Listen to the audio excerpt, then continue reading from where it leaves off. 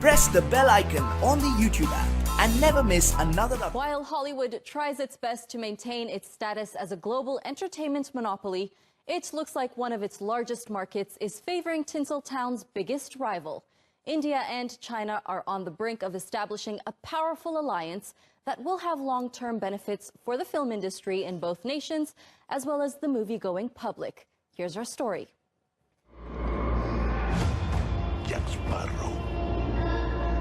Hollywood has been courting the Chinese movie-going public for the last few years to become the main player in the market.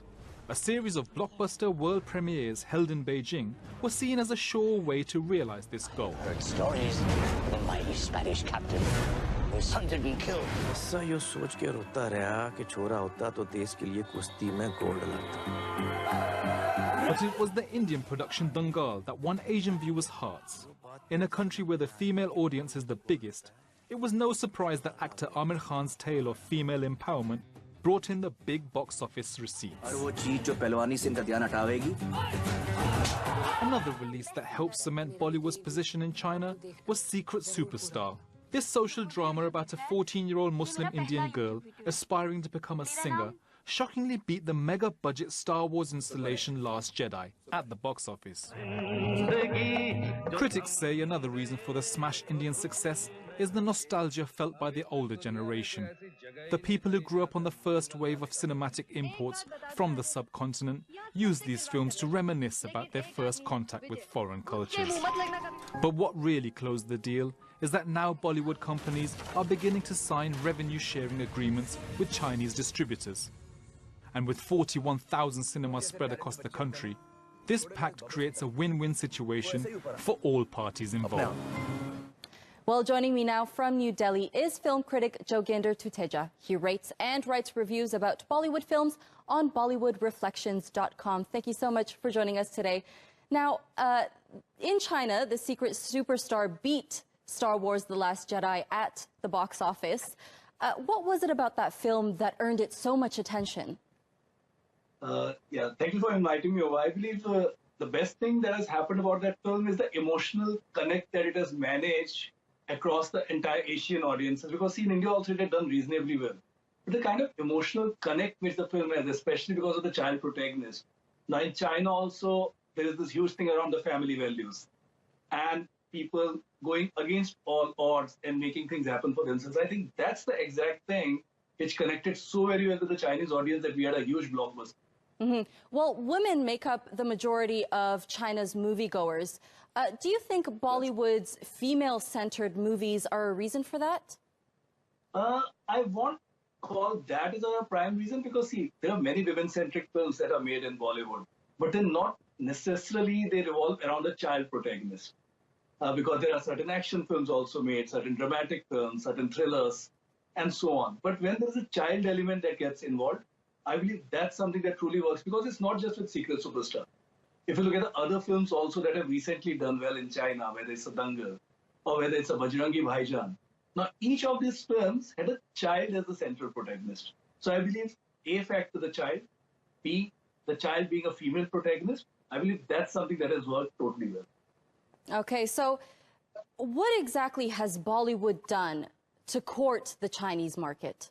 I believe one man who has made it possible is Amir Khan. In China, we have made Indian films before as well, which had child as a protagonist with a strong women-centric theme in there. But Amir Khan is one superstar from India who has taken the pain to go there, spend weeks and months to study the Chinese market, do the right research, meet the right contact, build the right relationship, and then ensure that the film was pitched well amongst the audience. That needs a lot of effort. It needs a lot of time. It needs a lot of intelligence. And that is something that has been made possible by Amir Khan. So we have to give credit to him. Well, how big is the market in terms of people? When you say the Chinese audience? Yes. We are looking at, in terms of, so far, we are reaching out to about 5 to 6 crore people in China. Wow. Again, that's a huge country. I'm not sure about the population, but I believe it's more than 150 crore. So even 5 to 6 crore is a very small number.